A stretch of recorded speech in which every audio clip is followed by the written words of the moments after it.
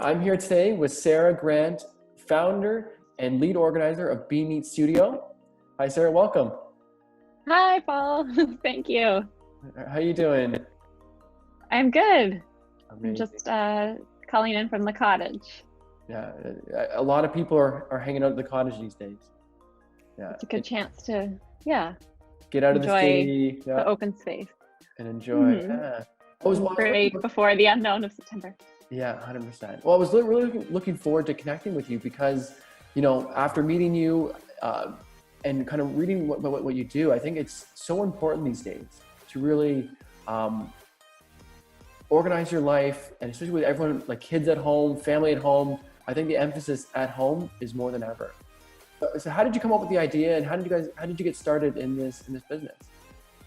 Yeah, so when I actually had the idea, it felt very sudden and very decisive. But I guess for the last several years prior to having kids and starting a family, I was interested in interior decor. So I think that was what planted the seed, was when I had started some interior decorating courses at George Brown College in continuing education. And then I got married and got caught up in life and didn't end up finishing the certificate program, but started to see just how much the stuff that I brought into my home really had an impact on the feel of the space. And that was around the time that Marie Kondo came out as well. And so I started to learn about decluttering and apply it in my own life. And at the time I was working in a marketing job, and I was busy, my husband was busy. So I just really saw the value for young professional families to have this service in their lives, and how much of an impact it can have on how much you enjoy your space and feel ready to tackle each new day and whatever it brings you. Yeah, 100%. Like, I think the impact is understated for how important environment is. And I was listening to a book, Atomic Habits, if you've ever heard of it. And I think people put so much emphasis on motivation and self-will, when really environment plays the largest role in productivity and goals and feelings. So I think you kind of connected with that really quickly and found a market for it. Yeah. It's interesting you mentioned that book. I haven't read that one, but I am always inspired to hear what you're reading about too. You share some good posts. I read The Power of Habit, which probably some pretty simple, similar subjects. And for me, that really resonated too. Just that idea of how you bring those everyday habits into your life. Yeah, totally. So I'm curious, when people reach out to you, what's kind of like the number one reason or the number one thing that they're looking for? I mean, I have my own ideas with kids and working from home, but tell me, like, what are you seeing right now? Later in the summer, and then also under the current circumstances, I know people are just juggling, especially since I really cater to families. I know everyone's just juggling work and kids and keeping the kids busy. But typically, whenever I would tell someone what it was that I would do, I think every mom agreed, I need someone like you in my life, was just the feeling like we need extra hands to help us stay organized, to help us deal with our things. So people will bring me in to help with their pantries, their playrooms, bathrooms, and really anywhere in the house that you kind of come in a whirlwind, and then when you take a step back, realize, okay, wait, this needs a little bit of a system here. That's a great point. So systems, right? So not just what it takes to clean up in the moment, but to keep it going and moving forward. Yeah, definitely.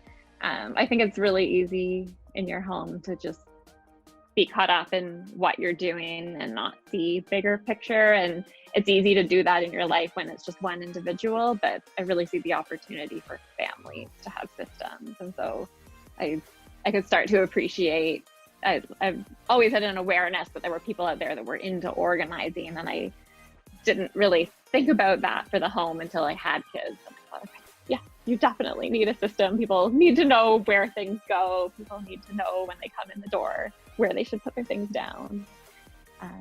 And even just the frequency of regular little tidy up, so it never feels too overwhelming all at once. Yeah, no, I totally understand. Like, the schools, when school is on, have systems like that in place, right? They have, and then the kids are at home, and we're saying, like, hey, our kids clean up at school, but they don't clean up at our house. Like, and our kids will leave toys out everywhere, right? And I get the idea of systems when the kids know, are on board with what the parents are doing, and it's a family, system, it works so much more like efficiently and better. Yeah, definitely. Yeah. I know I've even felt since being up at the cottage, we've had to make a concerted effort to think of, okay, where are things going to go now that they're here? To be honest, sometimes it's just totally out the window. We didn't bring a lot to begin with, so I can see how the things that we're using are just sort of all over the place. And whereas when I'm home, I have that system in place, so it helps all of us. Yeah, no, I totally understand. What about home offices right now? Like that has to be a hot topic. A lot of people are working from home and trying to, one, don't have the space for a home office and trying to make it work, or even trying to how they stay organized at home with their business.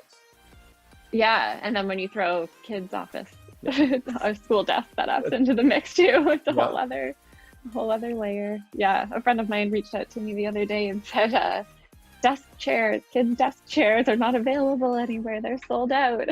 I thought, oh no, it's just going to be the next thing. She managed to find one the next day, so I think it was a false alarm. But yeah, it is easy to have that feeling, especially now. Oh, I'm not going to get what I need to set up at home. For our family, we actually introduced a bunk bed in one of our bedrooms so the boys can share a room, and then our third bedroom has become an office, so that's been nice because it's got a closed door. And then the kids do their schoolwork at the dining table, so that's worked out for well. I guess what I've seen is just people really looking to be creative around the space that they have and do whatever will work for them based on what space they have and what resources they have. So lots of creative options. I even saw some examples, people putting laptops on ironing boards. Yeah, whatever works, right? Like I would right probably now, not recommend. no. But, yeah, whatever works.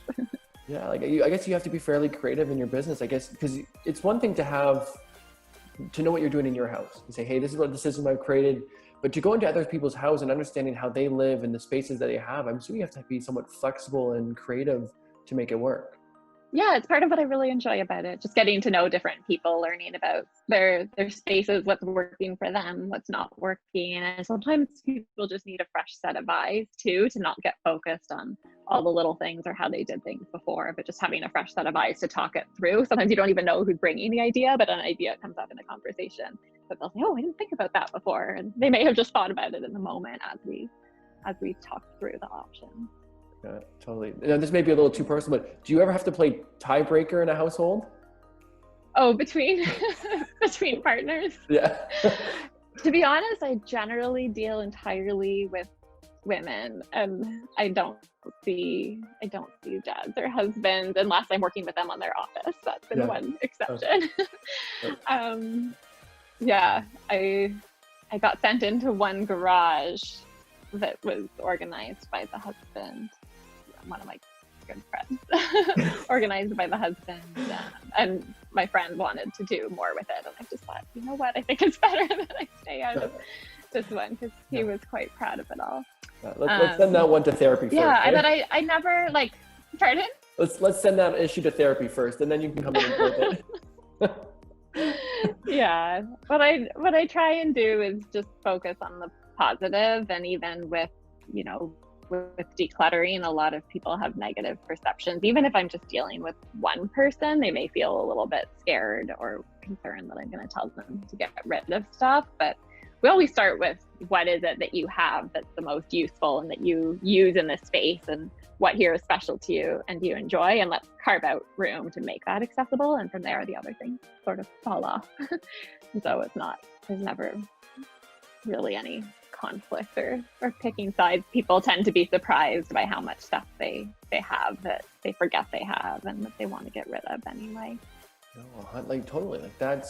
I think again, it's that issue of what's sacred to me, but you come in and kind of tackle that, carve that out, and really, get them involved and say, hey, you can keep what's important to you. You can have that stuff and still have a clean, decluttered, beautiful space, but not with all the other stuff that you don't even realize that you have.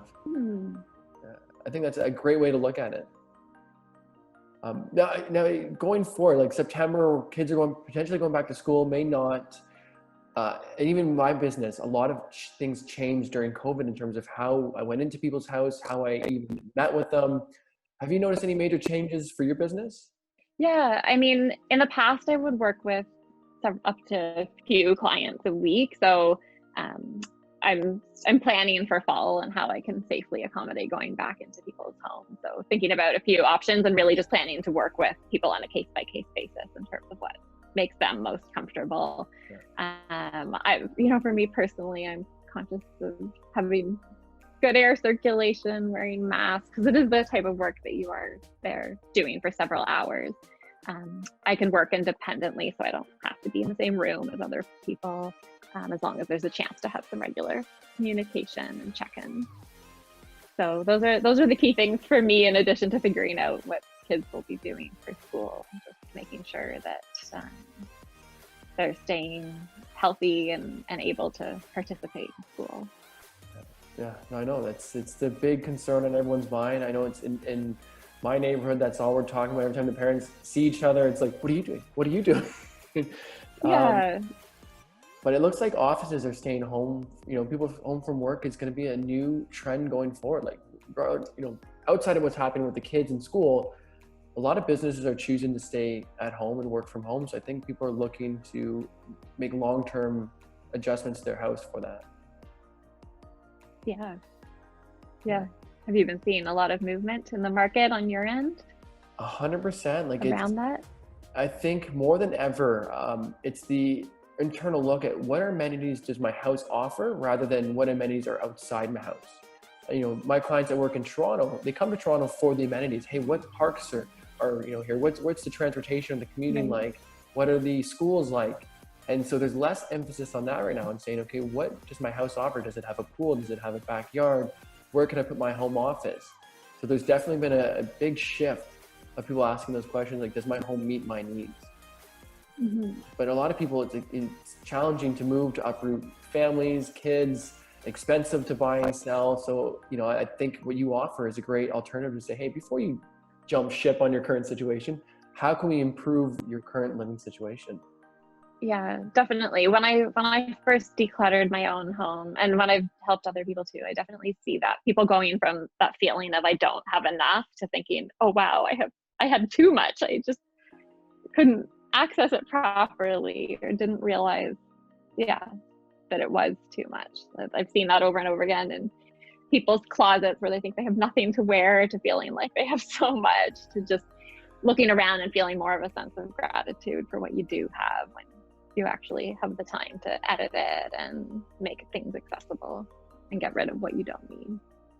That's a huge transformation for a person or a family, like, that you must make, like the impact that you have. Like, I don't know if you've had some like stories you'd like to share, but around like how that transformation impacted immediately, and then going forward, like if you notice how they've changed. Yeah, that's a great question. In terms of the impact on people, I mean, I certainly feel it when I leave people's places. And when I first started, I was like, this is just such rewarding work to do, because people would be filled with so much gratitude and a new sense of energy and excitement. Probably one of the first people who I worked with was one of the people that really had no interest in decluttering. She actually didn't have kids herself. It was just a single woman, but she thought she didn't like it and couldn't do it herself. So that is just an example of someone who shifted the way they thought about it. And then I was really happy to hear from her that she was inspired to continue on through she had like a 1.5 bedroom condo. And we did the half bedroom, which was her office. And then she continued on through her bedroom too, and said she felt really inspired and motivated to keep going. So it is neat to hear how people take what they learn and apply it to other areas of their life too. It's like I get goosebumps. So it's really inspiring. Like you really do make a difference for people. It's made a difference for me, and I know a lot of people just don't have the time. So it's nice to feel like, you can be that extra set of hands and that fresh perspective. Yeah, I find that's what a true business is. Like, is you find something that really made a difference for you and impacts you, and then when you actually do that for someone else, it's like, oh, there's a niche here, there's a market here for that, because people want this, they need it, and then when you give it to them, it's so transformational, and it can make a big change in their life. Yeah, well, you must feel that, especially every time you find the right house for someone. Yeah, I mean, I know there's these kind of it's almost a tangible change, right? Because people often have to go inwards to make those kind of changes.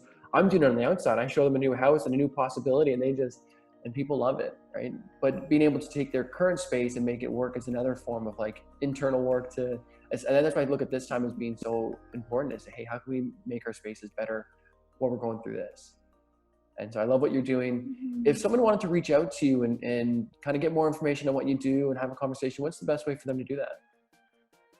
I have a website. It's Be.Neat So that's just I have a contact form there to email, but I'm also, as you know, active on Instagram. So that's at Be.Neat Studio. And I like to share, you can get to know me that way, basically. I know for a lot of people, my current business has been a lot of word of mouth, because you like to make sure that before you bring someone into your house, it's someone you know and trust. And so I use Instagram as a way to stay in touch, let people know my philosophy, share examples of what I'm working on. So I'm always happy for people to send me messages there as well. Yeah, I really like to hear if this is being shown on Instagram. Yeah. No, but I really like what you do. I follow you on Instagram now, and that's what, kind of sparked this, because I follow the kind of stuff you do. I'm like, hey, I could do this for my house, or I can relate because you have kids. I got kids. It's like, makes a lot of sense. Yeah. Well, and that was one thing when I started working for people, it was sort of reassuring to see certain things in people's houses. And I was like, okay, good. This wasn't just me that has to deal with this. This is actually quite common. So to be able to share that with other people too, and just have a place where you can relate to kind of the transformations that are happening in people's homes and the problems that originated with them, and know that it's not just you. Everybody's busy. A lot of people don't have time to think about their space, and there are people that are more naturally organized, and that there are those that need to think about it as more of a structure that you can implement in a space, and that once you have that, you can keep it up. Yeah. Oh, I love that. Well, perfect. Sarah, thank you for joining me today. I'll include all your contact information, but I think you offer a great service, and I hope you enjoy your time at the cottage. Nice chatting with you. Thanks so much for calling. We'll Enjoy your soon. summer too. Thanks, Sarah. Bye. Thanks.